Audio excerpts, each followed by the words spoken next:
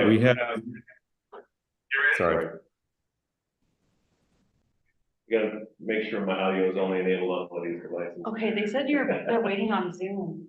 So we've got John Flores joining, and that gives us a quorum, and we just started the live stream. So we are, as long as we can acknowledge them in. So we got Brendan and John Flores. That gives us a quorum. Okay, we got them. And we're live streaming, so we're good to go.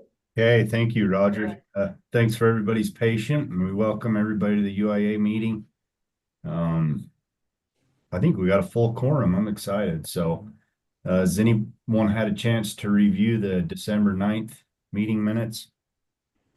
Make a motion on those.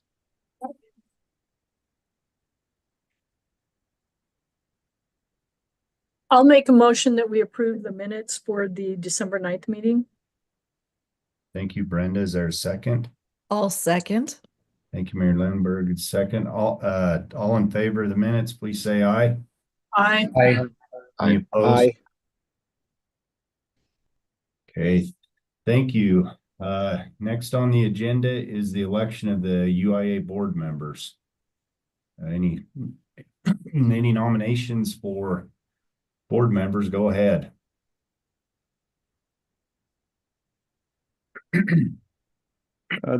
This is Brent.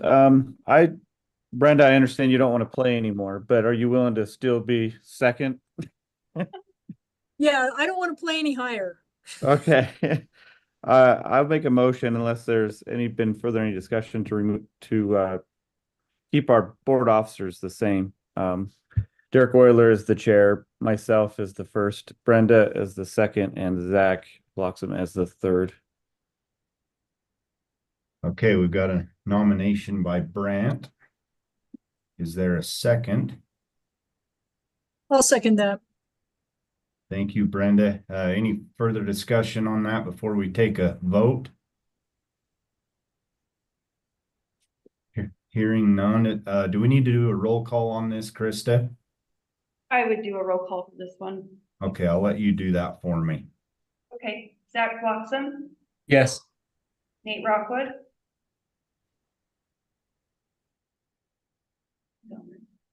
Nate Rockwood, Yes.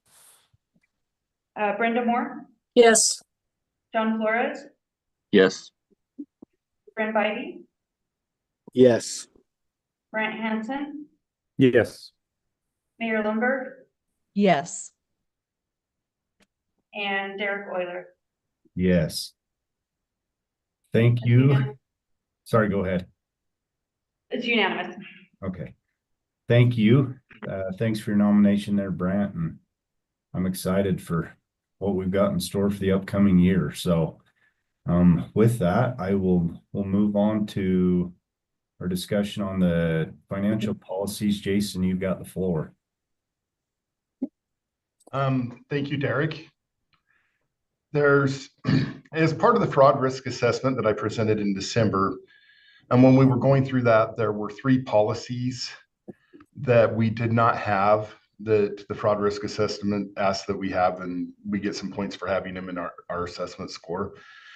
We have prepared drafts of all 3 of those for your review and approval today. As far as your approval, we just need a motion and a vote at the end. We don't have a resolution. These don't need to be passed by resolution. Before we start, I'd like to talk a little bit about the process we went through to prepare these policies. And I'd like to thank Nicole Cottle. She did a lot of the heavy lifting on preparing these policies and a lot of the research on these policies. Part of the heavy lifting that she did is we did a review of, she's familiar with West Valley City and what's going on there. We also did a review of Brigham City's policies, Orem's policy, mainly Article 2 of their code, Centerville's policies, Title 3 and 5, Midvale's policies, Title 3, and Murray, who has right on their website some details of some of their policies. And we went and made sure that what we are presenting is consistent with what we are seeing in a lot of our cities. So that's kind of the process that we went through to prepare these policies. I will quickly go through some of these policies and put them on the board. I'm just going to go over the high level things that we covered. If anybody wants to stop me during this presentation at any time, feel free to stop and we can talk about anything that you want to talk about with these, but I'm going to quickly go over them. I will share my screen, assuming somebody allows me to share my screen. And while Jason's doing that, I'll just chime in. Also, the interesting part about this is there's a reason that we didn't have these policies prior. And as you might imagine, we're quite a bit different than many of you cities with regards to things like, you know, we don't have a cash drawer per se. We're not collecting cash at a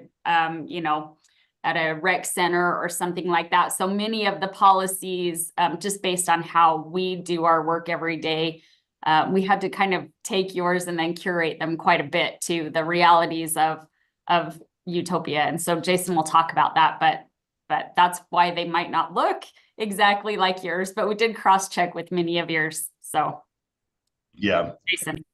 We are significantly different. And I was going to bring that up, especially when it comes to cash handling. So that's definitely on my radar screen.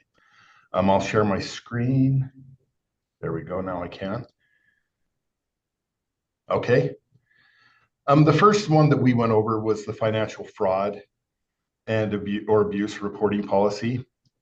And this one's fairly quick and straightforward. There's some definitions of financial fraud and abuse.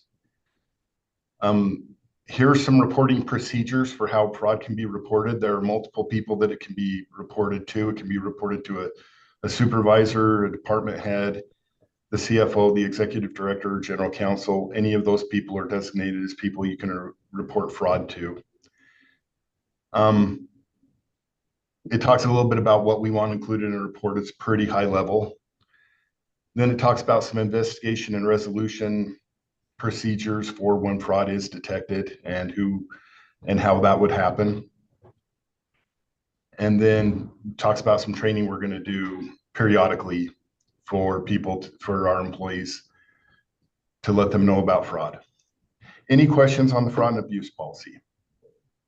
Jason, this is Derek. I got a quick question. I think if I remember right, you have to have a fraud hotline to get 5 more points on the fraud risk. Is that something Utopia's already done? Yes, we have a link on our website. Okay. Where fraud can be imputed, where fraud and abuse can be reported. And that satisfies that. So that's something we already had for last year's fraud risk assessment. All right. Is there any other questions for Jason on the fraud process? If not, I'll move on to the next policy I have up, which is the cash policy. And hold on here. There we go. Cash receipting policy. When it does come to cash receipting, we are significantly different from everybody else. We rarely have walk-ins. We may not have one walk-in a year to come up with cash to pay us cash for their services. We think somewhere between 0 and 4 payments a month may come in where somebody mails us in cash and we get actual cash in an envelope every month.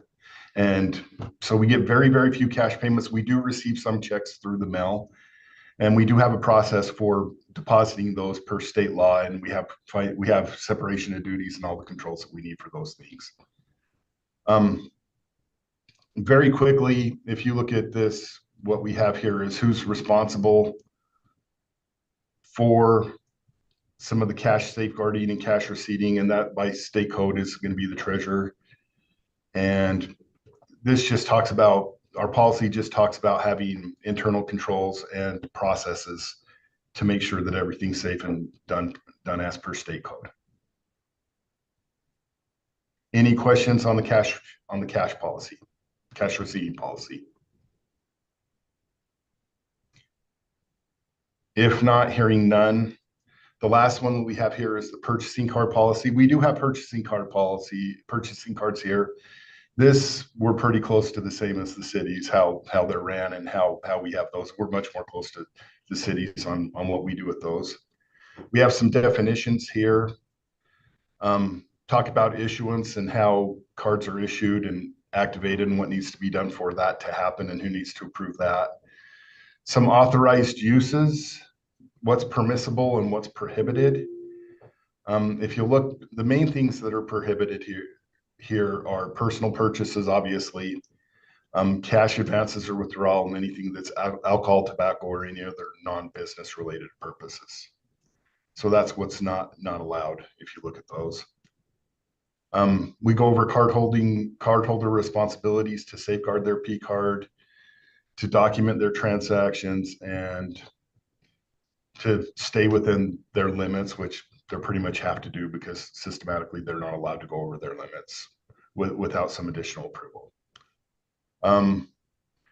There's oversight and reconciliation. Detailed reconciliations and documentations are required by everybody who has a P card, and there's an approval chain that multiple people have to look at what all the transactions and approve the transactions and the documentation.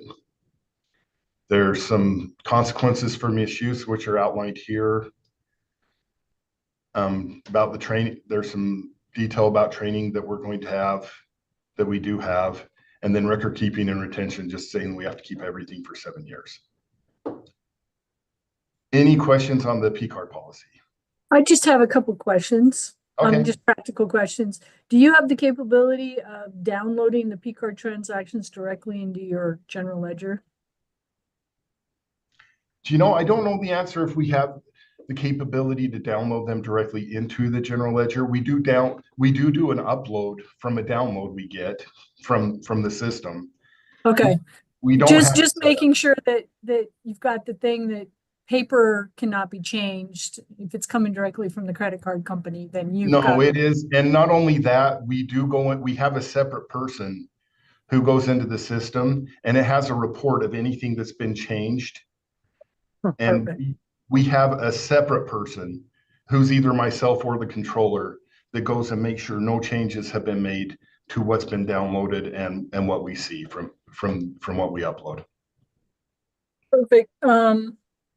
And then just as practicality, what we do is everyone who needs a P card fills out an application.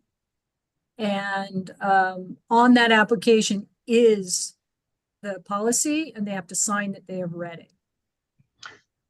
That could be stronger for what we have done. So maybe we will take that into account. You know what? I'll commit to add that to our procedures right now. Our internal, maybe not this policy, but I will put that. Oh, no, that's not a policy. That's just letting everybody sign that they have read it, so they can't.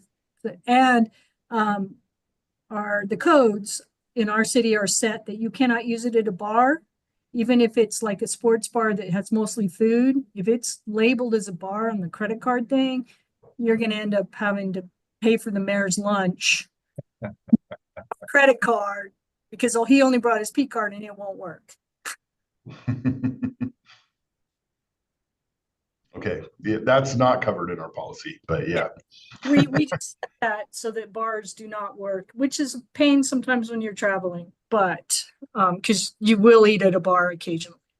Yeah. So, okay, that's all my comments. Okay. Is there any other questions for Jason on any of the 3 policies? I do have one other thing that this is more informational. But the last thing on the fraud risk assessment we didn't have covered is we don't have a required statement signature. We don't have board members and employees sign a statement of ethical behavior every year.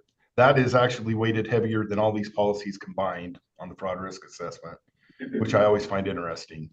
But either way, we prepared the following statement of ethical behavior. We're going to be asking all of the board members and all of the employees to sign that this year. And all it just basically says is I acknowledge my commitment to upholding the highest ethical standards by acting with integrity, transparency, and accountability, and adhering to all applicable laws and regulations and policies. So you're all going to be asked to sign that shortly. I will go out over a hello sign. Okay, yeah, no problem. It sounds like electronically. And then I was wondering if you might want to add, and I have taken the state auditors board training once in the last 4 years. So sorry, Brenda. I apologize. Go ahead. No, that's it. I think that we ought to make sure that everybody's taking that. I make sure my council is taking it and the mayor's office, just so that we get those extra points. Yeah, Nicole, I'm looking at you for your comment on Yeah. that. No, I'm so sorry to interrupt. Yeah, that's great. So we do, of course, some internal training as well for our employees, which is really what I was gonna add, Brenda, is I think that that's great to add that little bit of training, and happy to add that line here, but also wanted the board to be aware that we do provide internal training to our employees that they have to sign off on each year as well. We're surrounding this issue. I think the majority of us are doing that, obviously, with our cities too. So obviously those will just cross over. But yeah, I think Brenda brings up a good point there. So Yeah, we can add that line. That's great. No problem. Yeah, we'll add a line for the state required training. Yeah. Just a sidebar question. Some cards have a rewards attached to them. I know some organizations are collecting points or cash back or rewards. Does Utopia's organization have any of those programs with their cards? And is there a process for how those are used?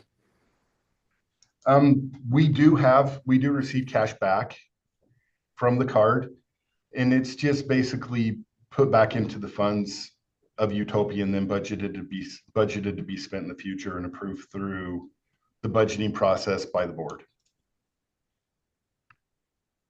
They aren't set apart for any specific purpose because they're cash back on the P card program or anything like that.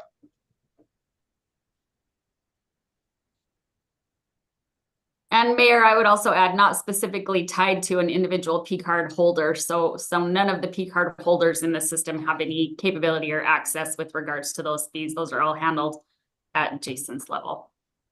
Yeah, they don't even know what's happening. Some of the lower level people, some of the time. Yeah.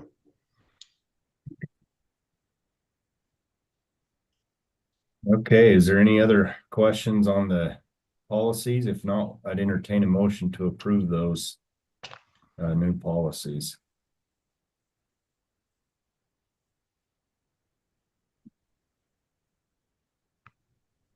This is Bren, so moved. This is Zach, second. Thanks, Bren and Zach. Any further discussion? If not, all in favor, please say aye. Aye. Aye. Aye. Any opposed? Okay, thank you. Thanks, Jason, for your work on those, Nicole. And moving on, it looks like Jason, you have the presentation of your 24 audit. I do, and I will put that on the screen here very quickly. Just to talk a little bit about, I'm going to go through my part of the financial presentation for the 2024 audit, and then the auditors are going to speak. After I speak, I'll ask for any questions, and I'm sure the auditors will allow any questions after they're done speaking. And yeah, just ask any questions you have there at the end. I'll quickly go through my presentation here. Let me show you what we have. I will cover just some financial highlights. The auditors will cover any questions you have about compliance or anything, any of the procedures that they went through. Just for some financial highlights for the fiscal year 2024 budget. Our average monthly recurring revenue increased by 18.3%. That's a very good number, and that's a very good thing. We definitely, we need that to continue to increase. The number of subscribers on the UIA/Utopia network, it increased by 13.1%. We had 56,714 customers on the Utopia UIA network as of June 30th, 2024. This does not include any of the customers that are on partner networks that are outside of Utopia and UIA's specific network. So this doesn't include anything in Bountiful, nothing in Idaho Falls, and nothing in Montana. So none of those are included in those numbers. Operating revenue increased by 18.2%. It went to $39 million in fiscal year 2024 from $33 million in fiscal year 2023. We added an additional 67.2 million to fixed assets. And our cash reserves are adequate to cover 90.9 years of operating expense less depreciation. So that would be our cash operating expenses and how long we can run without cash. Just a comparison of our balance sheet for the last few years.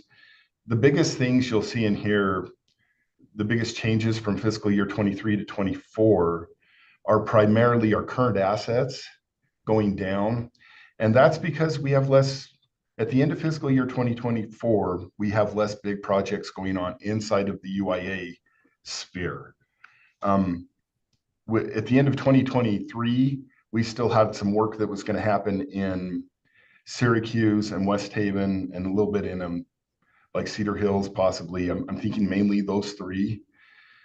And because of that, we had some cash reserves sitting in bond accounts that we don't have sitting there at the end of fiscal year 2024. We talked a little bit about non-current assets going up. That's our fixed asset additions primarily that we're looking at there. Current liabilities also have gone down. This is the same reason current assets have went down. It's we have less big projects going on in UIA, and because we have less big projects going on in UIA, we have less invoices outstanding to auditors, and that's what we're saying, or not to auditors, auditors, to vendors. Less projects outstanding to vendors.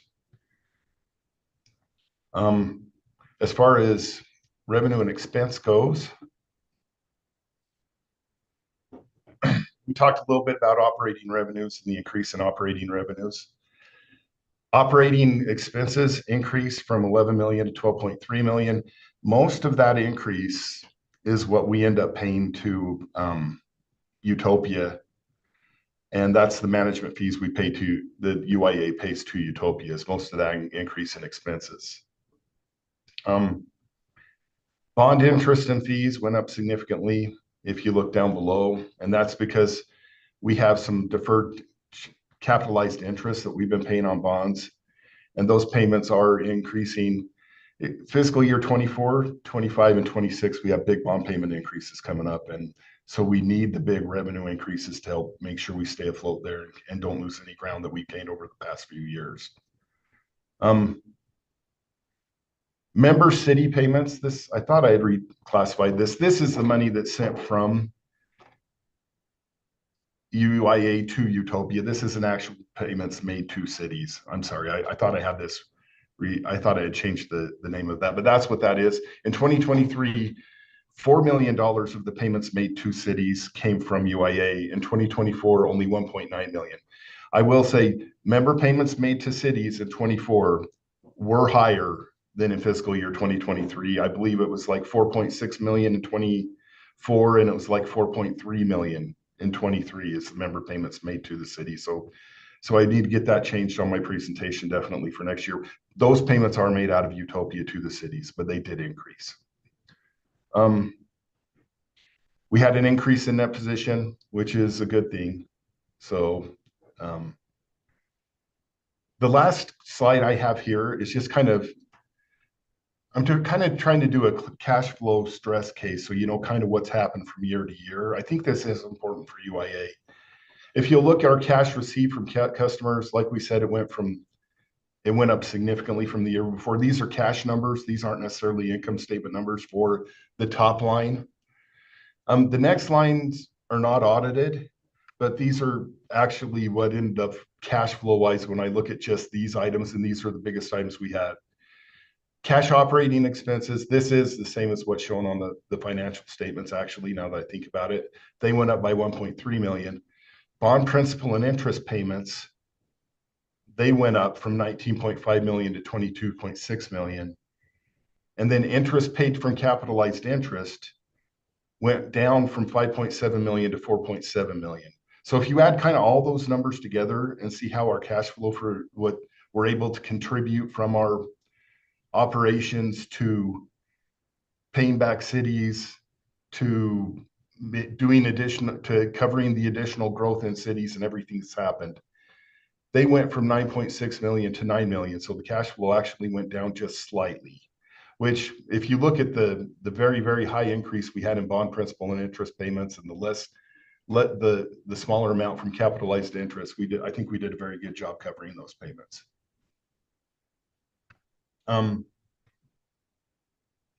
Any questions on the financial update?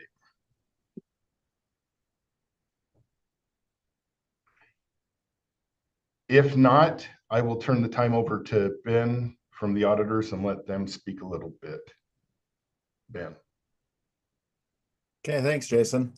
We'd also like to thank the board for the opportunity we've had to work with Utopia or UIA again on the audit. And as the board, we do consider you governance and in charge of the financial reporting process. And just a reminder that the audit doesn't relieve you of that responsibility. So I'll just go over a few things really quickly. The audit went smooth. The audit went great. All of our opinions are clean. There are no findings. There's just a few things that I need to go over. So we designed the audit to obtain reasonable rather than absolute assurance about whether the financial statements are free of material misstatement. And our opinion is on page 1 of the financials, and that's basically what it says, that the financial statements present fairly. In addition to that opinion, we looked at internal controls, not for the purpose of issuing an opinion on the controls, but just to see that they're operating effectively and that they're designed effectively. And that includes controls over the financial close, cash receipting, cash disbursements, payroll. And we didn't see any issues there. So that, and it wasn't for the purpose, like I said before, of providing opinion, but we just didn't see any issues. And then the same thing for the state compliance. We didn't know any control issues with state compliance areas or any compliance findings in the stuff that we looked at. Let's see. So the significant accounting policies and the estimates used by UIA are described in Note 1. UIA has a reliable accounting system that produces reliable financial information and sound accounting policies that have not changed. And the financial statement disclosures are neutral, consistent, and clear. Additionally, as part of our audit, we design our procedures with fraud in mind, in addition to asking questions of employees, governance, and the like of, if they have any suspicions or anything like that related to fraud. And yeah, I think that's pretty much all I have. So are there any questions for me?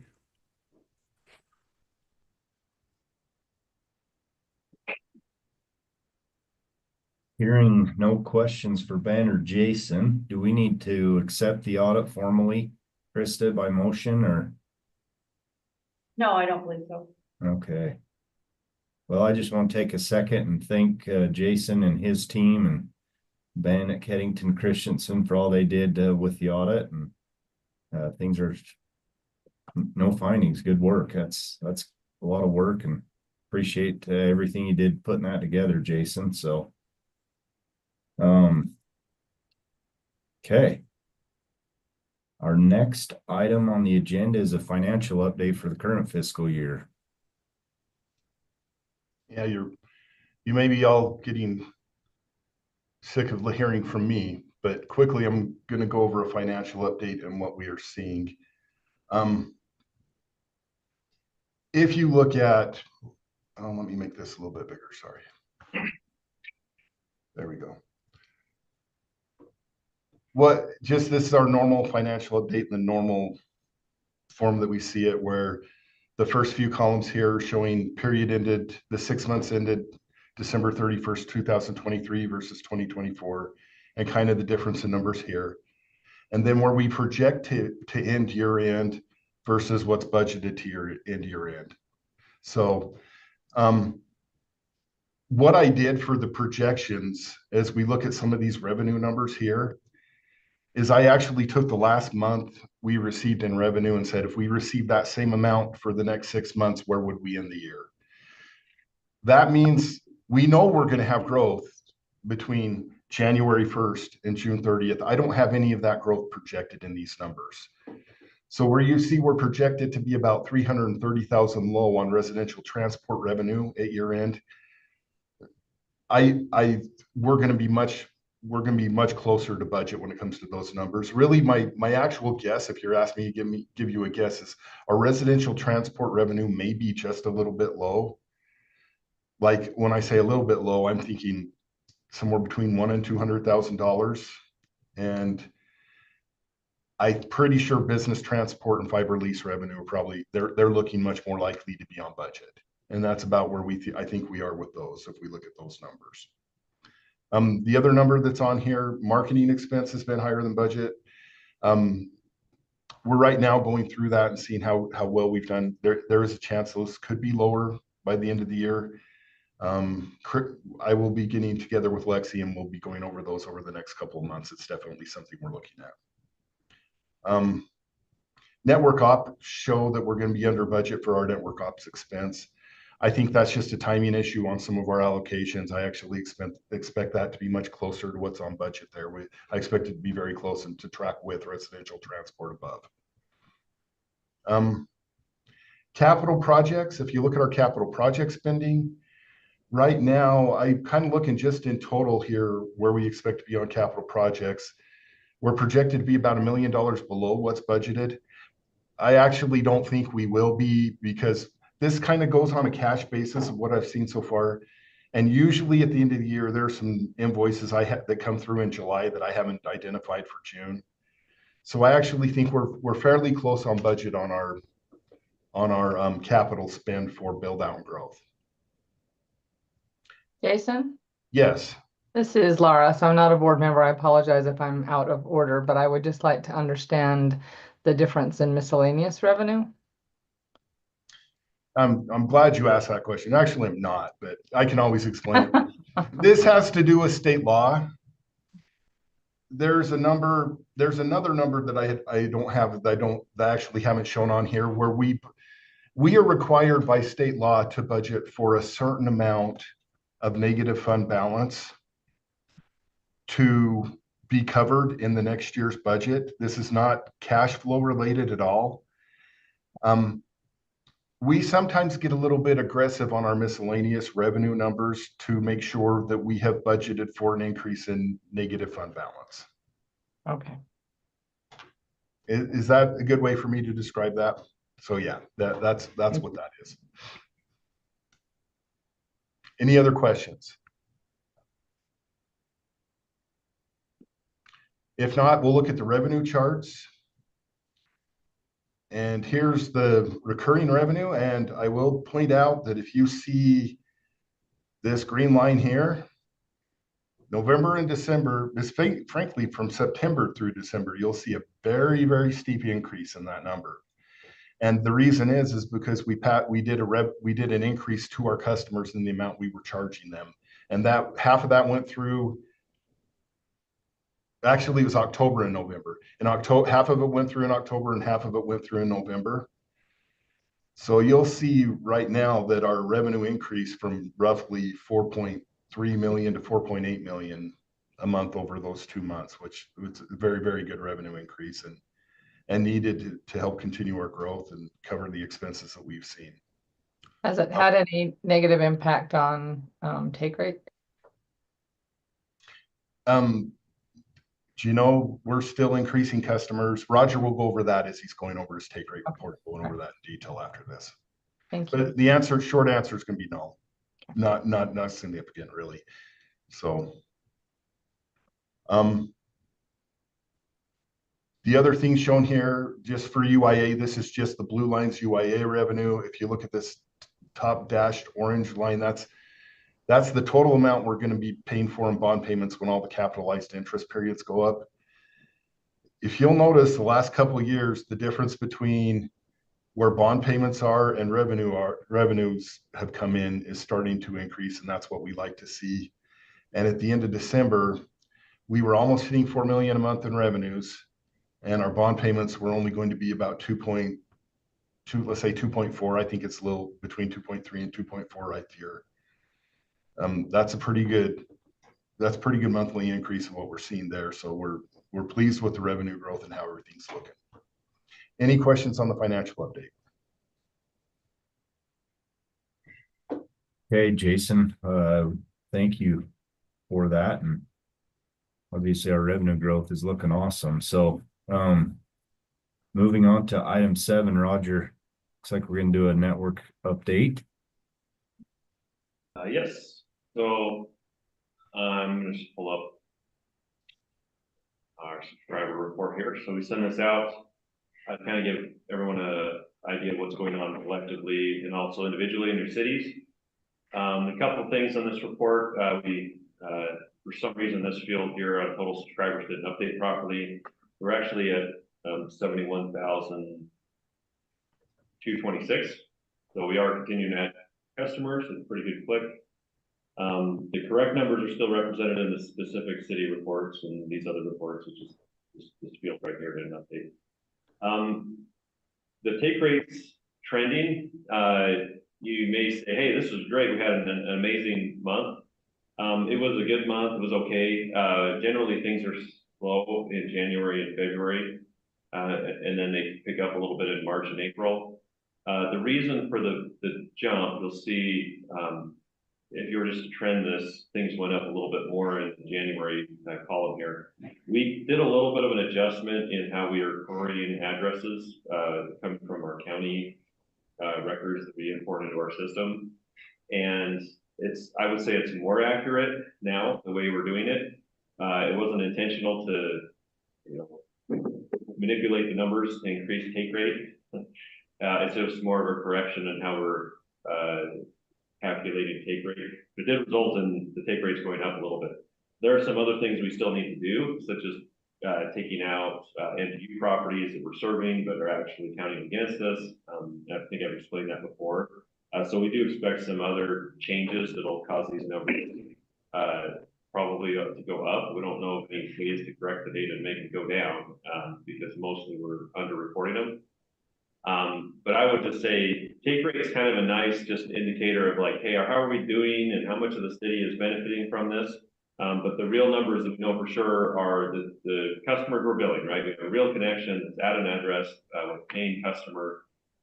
So as you look at our actual subscriber numbers, those are right on, and there's nothing that would affect those. It's just that denominator calculated take rate that's a little bit subjective on how we qualify addresses. So overall, things are going well. We've seen a couple little market impacts from door-to-door sales from quantum fiber. We saw Brigham City take a little bit of a hit for a couple of months, and then that seems to have gone away, and now they're growing again in subscribers. Part of it, scroll down to Brigham City. So that would be this right here, but it's actually growing again. So the fact that there was a citywide door-to-door campaign to convert people off of Utopia, and we only lost over several months, a couple hundred accounts. When we've done door-to-door campaigns, we've done much better than that. So that's actually pretty good that we only took that many or lost that many customers and see them coming back. So we've seen that they've moved that effort to Centerville, so we've taken a little bit of a hit there.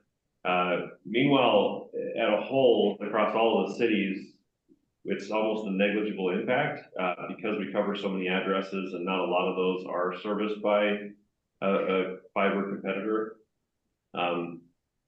Granted, we don't really consider ourselves competitors. We just make it available to any company that wants to use it. But, there are offerings in limited areas by Quantum, which is Lumen, which was CenturyLink. So they're all the same company, jump around in different brands. So overall, things are good. Other than those exceptions, you'll see take rates or subscriber counts continue to grow across the board, as well as take rates. So we're still doing very well. And to the question of did we see an impact from the rate increase? Really, we didn't at all. Not a noticeable. Obviously, we had those door-to-door campaigns. We can see the impact of those as they happen. But if you go across all the other cities and look for some sort of a blip in subscribers and take rates, there was really no impact from that. And then, with that, things are going really well. I did want to provide a little bit of a legislative update. just briefly, we've had some people ask us about a couple of bills that are flying around. And I would just reassure everybody that, we're aware of them. We don't love them, but we're in a position where we don't feel that they're going to impact the way we do business. Otherwise, we'd be calling you and say, hey, call your legislators and panic and oppose this. And we've been working with legislators and lobbyists, and the Utah League of Cities and Towns has a little bit different perspective because they're representing all cities versus just those that have existing fiber networks. So there's a lot going on there, but I would just say keep an eye on that. if we are keeping an eye on it as well, and if things get ugly or language gets changed, it's potential we may need some support. But right now we're actually pretty comfortable with where things are at. But you never know with the legislature, right? And I wanted to bring up one other item, which is just the network usage and impacts of things. Obviously, we had the Super Bowl, and I want to give Jeff a chance to speak to the network. He's over operations and our NOC, and as you may know, we have a center, different teams that do different things. We have network engineers that are constantly upgrading and improving our network and capacity, as well as our NOC, which is monitoring this 24/7. So I just want him to have an opportunity to share how things went over the weekend. Thank you, Roger. I appreciate that. Yeah, so I get to provide the fun Monday morning after the Super Bowl update on our network. Fortunately, we didn't have any outages or any notable events over the weekend, which is exactly what we want. I'm always a little bit on edge when there's these big, social events that are happening out there. And certainly the Super Bowl is one of those moments throughout the course of the year where we see utilization on the network peak. Last night we saw over 500 gigs of aggregate network traffic, which may mean something to some of you or maybe not. It's a lot.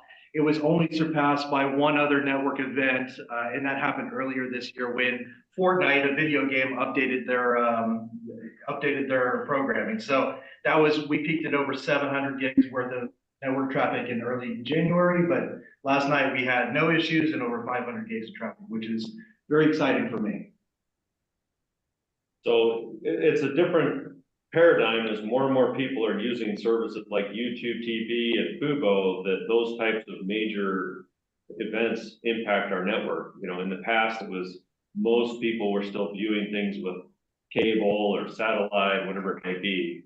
So we're definitely seeing a big shift in regularly setting new records with usage on the network as people's viewing habits and services change with the streaming services out there. So yeah, we're on top of it. We had not just enough capacity to handle this extreme event, but we always make sure we have plenty of headroom on the network for capacity to stay ahead of that. The network performed well, so we're happy with the team and all that's been done to make sure we're ahead of it. Anyways, that's my update. Again, things are good. We're adding customers, and the network is solid. Hey, Roger, if you would, I know we discussed in our last board meeting about Utopia sending some door-to-door folks out. We hadn't done that for quite a few years. If you'd give us a quick update on how things are going with that at West Valley. Yeah, we issued an RFP a little while back to bring in some door-to-door sales teams. We had a lot of success in Bozeman. It was a little different because that was kind of an external effort and doesn't have our name on it. It's a Yellowstone fiber effort. But the quality of the work that was done, the feedback from the community, we're always very sensitive to that, right? We don't want complaints. We don't want angry people. We don't want people being lied to get a sale, that sort of stuff.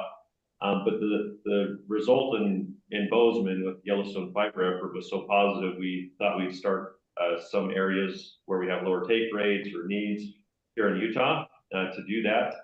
And we have started doing that. We have an effort in West Valley City.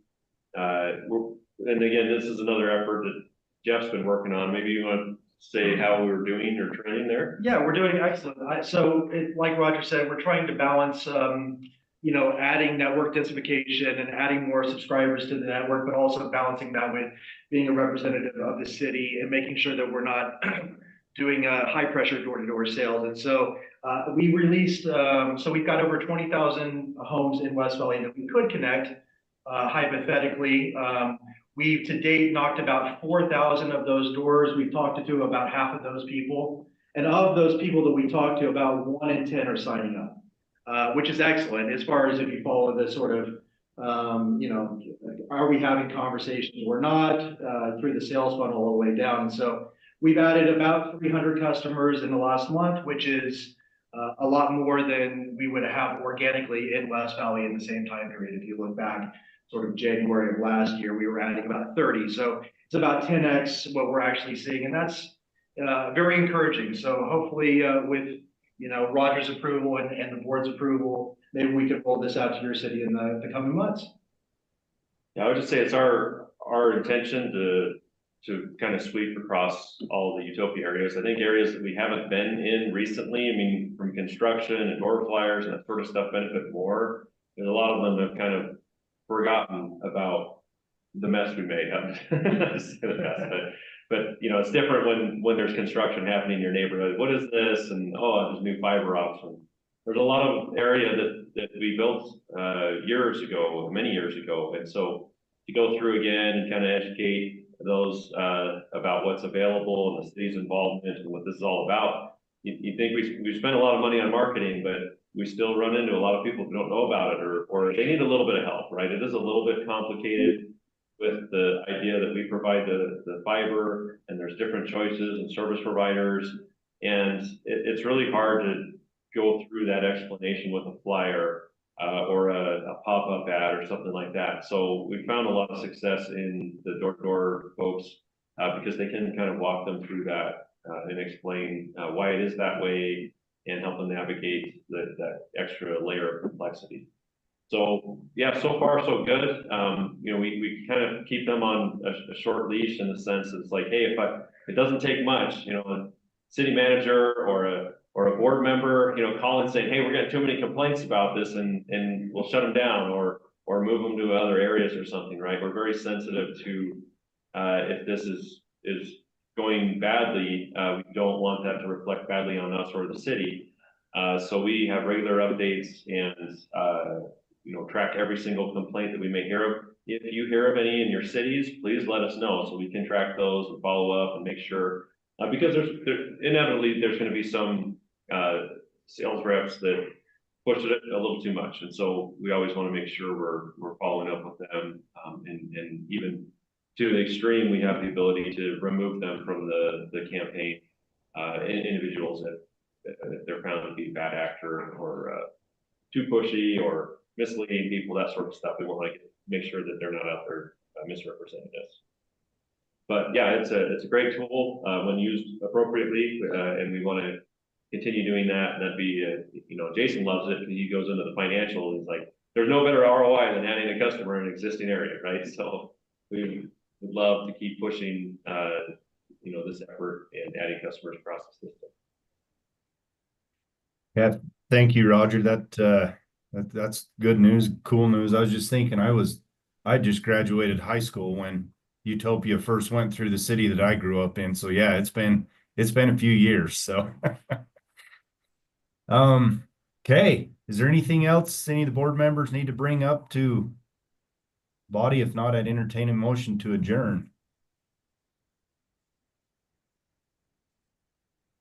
Motion to adjourn. Mayor Lundberg. Thank you, Mayor. Is there a Second. I think that was Bren. Maybe not. Was it John? Yes, it was Bren. Yep. Okay. Thanks, Bren. All in favor, please say aye. Aye. Aye. Any opposed? Okay, thank you. We're adjourned. Thanks, Roger. Thanks, your